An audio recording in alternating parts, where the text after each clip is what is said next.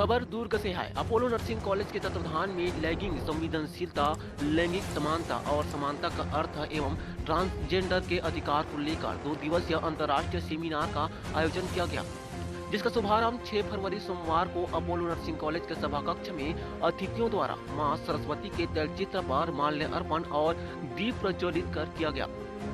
Seminar doctor Bhupendra Kuldeep, registrar Hemchand Yadav विश्वविद्यालय के मुख्य आतिथ्य एवं Sanjay Agrawal, chairman Apollo college की अध्यक्षता में आयोजित की गई। विशिष्ट अतिथि के तौर पर Rakhi Sharma, assistant professor Apollo College, Lata Agarwal, संचालक ट्रांसजेंडर एनजीओ रायपुर सहित अन्य लोग उपस्थित रहे। उपस्थित सभी सम्माननीय अतिथिगण, संस्था के director Sanjay Agarwal sir, principal doctor Siddharth Jain sir, doctor P K Srivastava sir,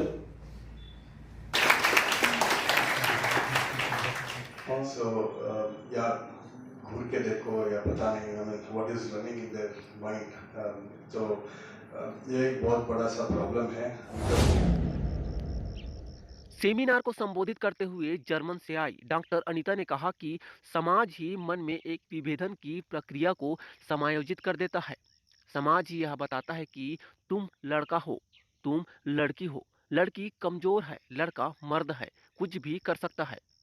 जब इतनी दूर से यहाँ पहुँचे हैं, कैसा लग रहा है? ये इवेंट जो है अपोलो कॉलेज ने प्लान किया है, बहुत ही अच्छा तरीके से टॉपिक में चुना है और सब्जेक्ट्स के लिए चुना है। ये बच्चों के लिए बहुत ही सख्त ज़रूरत है कि ऐसे टॉपिक को समझें और एक बदलते इंडिया में एक शामिल हो। और ये सबसे ज़रूरी है कि ये जो बच्चे हैं बेसिकली ये फ्यूचर इंडिया को भी बढ़े और इंक्लूसिव इंडिया में शामिल हो। ये बहुत ही महत्वपूर्ण है। डॉक्टर अनीता ने कहा कि ट्रांसजेंडर समलैंगिकता एक संवेदनशील विषय है जिसे शिक्षा के माध्यम से ही दूर किया जा सकता है। थर्ड जेंडर में जैसे बोले ना इवेंट में, तो थर्ड जेंडर नहीं बोला जाता है, बायोलॉजिकल सेक्स। तो इस सिचुएशन में बायोलॉजिकल सेक्स को लेके बहुत सारे अवेयरनेस आए हुए हैं अभी इंडिया में और अभी फ्यूचर में भी बहुत आएंगे। तो ये मानना मेरे को बहुत ज़रूरी है कि ये बदलते हुए दुनिया में हम लोग सब शामिल हैं और ये मेरे लिए बहुत गर्व है कि मैं इस सिचुएशन में भी कंट्रीब्यूट कर रही हूँ। उन्होंने समाज में हिजड़ों को लेकर फैली भ्रांतियों को दूर करते हुए बताया कि जो व्यक्ति न तो पूरी तरह पुरुष होता है और न ही पूरी तरह स्त्री, उसे यह समाज किन्नर या हिजड़ा कहता है। लेकिन सही मायने में हर वो थर्ड जेंडर या ट्रांसजेंडर हिजड़ा नहीं कहलाता, बल्कि हिजड़ा वह होता है जो विधिवत ढंग से गुरु बनाकर इस जीवन को अपनाता है। भारत में बहुत कुछ होगा लेकिन इस चीज़ को एक्सेप्ट किया नहीं जा रहा है क्योंकि जो मुग़ल आए थे और ब्रिटिश आए थे पहले, जो इन्होंने जो हमारा मन में जो बात जोड़ी है पूर्वजों के साथ 400 साल 500 साल, तो कितना जनरेशन बदल गया। तो जैसे वो प्रैक्टिसेस बदलते गए तो इसके तरफ से जो है जो पूर्वज ने डिसाइड किया था ये सही नहीं है, वो गलत है। क्योंकि हिंदुत्व में या अभी सनातन धर्म में आप देखिए ये बात ऐसा है कि कहीं नहीं बोला जाता ये गलत है। और हमारा जो हिंदू धर्म है ये जो है ऑल इंक्लूसिव धर्म है और एक ही धर्म है वर्ल्ड में। हम लोग सब प्राउड होना चाहिए कि ये धर्म जो है हम लोग जो ऑल इंक्लूसिविटी बोलते हैं और सबको एक ही दिशा में दिखाई देता है, एक ही लेवल में देखा जाता है। ये सबसे बहुत इम्पोर्टेंट चीज़ है। डॉक्टर अनीता ने बताया कि थर्ड जेंडर प्राकृतिक रूप से इस धरती पर आता है और ट्रांसजेंडर अपनी मर्जी से अपना लिंग परिवर्तन करता है। आप पहुँचे हैं, कैसे पहुँचे हैं? ये सिचुएशन जो है ये जेंडर डिस्फोरिया बोला जाता है। जेंडर डिस्फोरिया में जो यहाँ तक पहुँच सकते हैं जब आपका रियल ज़रूरत है कि आपका जो जेंडर है वो बदले और आपका नया ज़िंदगी देखें। तो ये नया ज़िंदगी में थोड़ा बहुत इधर उधर हो जाता है, बंदों को समझना थोड़ा मुश्किल होता है।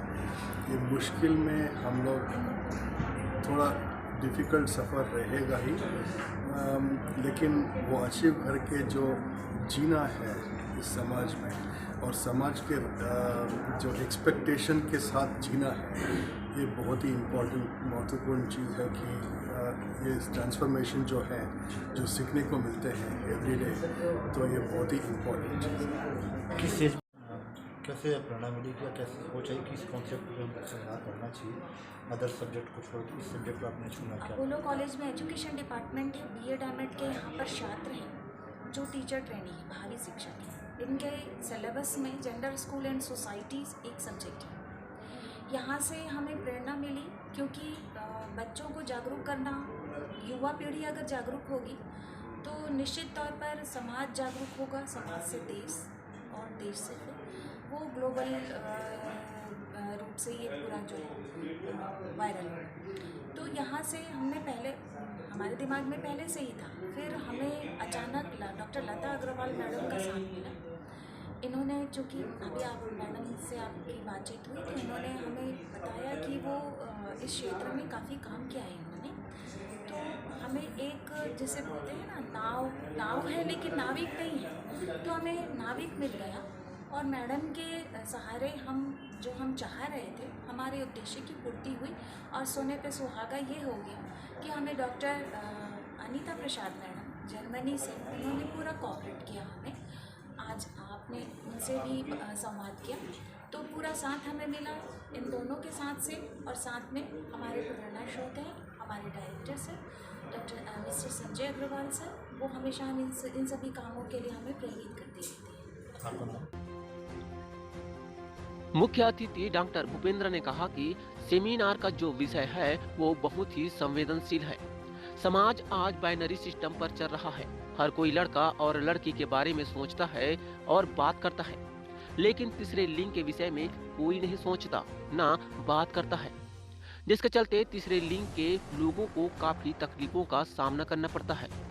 उन्होंने उपस्थित छात्र छात्राओं से आह्वान किया और इस 2 दिवसीय अंतर्राष्ट्रीय सेमिनार में लैंगिक समता और समानता के विषय में अधिक से अधिक जानकारी हासिल करने की अपील की और तीसरे लिंग की समस्याओं को समझकर उनके प्रति अपना नजरिया बदलने और समाज का नजरिया बदलने में उनकी मदद करने का प्रयास करने के लिए कहा। आप सभी ने सुना होगा कि सदियों से हमारा जो समाज है वो बाइनरी सिस्टम पे चलता है, 0-1। आप टेक्नोलॉजी की बात कर लें, मेल फीमेल, लाभ हानि, नर मादा, जमीन आसमान, तीसरी व्यवस्था के बारे में हम कभी सोचते ही नहीं है। हमारा जो दिमाग है ना, कॉन्सेप्ट जो है, हमारी सभ्यता जो है वो बाइनरी सिस्टम पे चलती है। वहीं अध्यक्षता कर रहे संजय अग्रवाल ने कहा कि इस सेमिनार के आयोजन के पहले कॉलेज की असिस्टेंट प्रोफेसर राखी शर्मा ने जब सेमिनार का विषय बताया तो उन्होंने सहजता से इसे स्वीकार करते हुए उन्हें बधाई दी और कहा कि जिस विषय पर लोग बात करना भी मुनासिब नहीं समझते, उस विषय पर सेमिनार आयोजित करने की सोच भी अपने आप में बड़ी पहल है। सेमिनार को अन्य वक्ताओं ने भी संबोधित किया। से आई हूँ। एनजीओ चलाते हैं? नहीं, एनजीओ नहीं चलाती हूँ, मैं राइटर हूँ और मुझे नए नए क्षेत्र में, जहाँ जो क्षेत्र छूता है, यहाँ पे काम करने की आवश्यकता है, क्योंकि हम कलम के सिपाही हैं जो लेखन के माध्यम से जागरूकता जो भी ला सकते हैं। तो मुझे लगा कि इस क्षेत्र में काम करने की आवश्यकता है, तो मैंने पहला 19 में, और वो उपन्यास है मंगला मुखी। उस उपन्यास के लिए मुझे 2 वर्ष उनका विश्वास जीतने में लगा और उसका ये परिणाम है कि कल भी एक जगह चर्चा हुई तो बच्चों ने कहा, शोधार्थियों ने कहा कि हमने जितने उपन्यास लिए 18-20, उसमें हमें मंगला मुखी ज़्यादा अच्छा लगा। तो उसके पीछे कारण ये है कि वो पूरा उन्हीं पे बेस है। मैंने उनके जीवन की, सबके पास बैठ के उनके जीवन की घटनाएं सुनी और उन यथार्थ घटनाओं को वो हल्का सा उसमें अपना काल्पनिक वो डाल के और उसको कुछ इस क्रम में डाला है कि एक उपन्यास का रूप उसको दिया है। तो वो मंगला मुखी बहुत लोगों को पसंद आया है। इस सब्जेक्ट में, इस क्षेत्र में आपको काम करना चाहिए, लिखना चाहिए, प्रेरणा ऐसे मिली कि पूर्वाग्रह मेरे मन में भी था, जो हम बचपन से सुनते आए थे कि डर लग मतलब किसी का पकड़ के ले जाते हैं या उनकी जो शब्दावली थी उससे डर लगता था। तो बस एक बार ऐसे ही कुछ स्थितियाँ बनी कि मैं बस में जा रही थी, सफ़र कर रही थी और मुझे कहीं जगह नहीं थी बैठने की। तब उन्होंने मुझे अपने पास बुला के बिठाया और बैठ तो गई, क्योंकि मुझे पीछे से सूट दिखाई दे रहा था, सलवार सूट। आके बैठ गई, फिर जैसी गर्दन घुमाई तो मेरे तो पसीने छूट गए। मुझे लगा कि अरे मैं कहाँ आके बैठ गई। पर ये कि ईश्वर का शुक्रिया अदा करती हूँ, या अंदर जो लेखक का मन है, कवि का मन है, तो एक पल में मुझे अंदर से ऐसी आवाज़ आई कि तुम तो जॉब करती हो, तुम जेंट्स के साथ काम करती हो, लेडीज़ के साथ काम करती हो, तो फिर क्या दिक्कत है। और पूरी बस में किसी ने आपको जगह नहीं दी, उन्होंने जगह दी तो उनमें मानवता है। फिर मुझे मन से जो भ्रांतियाँ थी निकल गई और पहली बार मैंने उनसे इतनी लंबी चर्चा की। और जब मैं बस से उतरने लगी, उन्होंने सब पूरी बस वालों के सामने मुझे बिल्कुल, दीदी आप जुगजुगती हैं, आप बहुत अच्छी हैं, आपके बच्चे भी। फिर मुझे पता नहीं मन में ऐसा कुछ हुआ कि मुझे ज़रा भी नहीं लगा कि कोई मुझे देख रहा है या कुछ कर रहा है, बिल्कुल मन में वो बात नहीं आई। तो तब से मुझे ऐसा लगा कि मुझे इस क्षेत्र में एक तरह से कहूँ उनके साथ जुड़ के काम करना है। बहरहाल इस खबर में इतना ही, और भी अपडेट लेकर आएंगे। बने रहिए हमारे साथ और चैनल को सब्सक्राइब जरूर कीजिए। दुर्ग से चैनल हेड देवेंद्र गुरली की रिपोर्ट।